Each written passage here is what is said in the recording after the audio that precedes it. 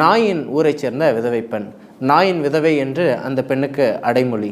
ஆனால் அந்த பெண்ணுடைய பெயரும் வேதாகமத்தில் குறிப்பிடப்படலை.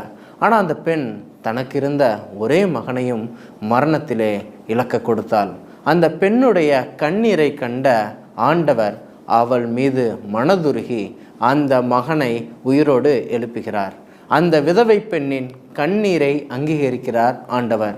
அந்த பெண்ணுடைய சரித்திரமும் வேதாகமத்தில் பதிவு செய்யப்பட்டுள்ளது. கிறிஸ்துவுக்கு பிரியமானவர்களே, இந்த வீடியோ பார்த்து கொண்டிருக்கிற நீங்கள் ஒருவேளை கணவனை பிரிந்திருக்கிற ஒரு சூழ்நிலை இருக்கலாம். ஒருவேளை இந்த வீடியோ பார்த்து கொண்டிருக்கிற நீங்கள் மரணத்தினாலே உங்கள் கணவனை இழந்து தவிக்கிற ஒரு சூழ்நிலை இருக்கலாம்.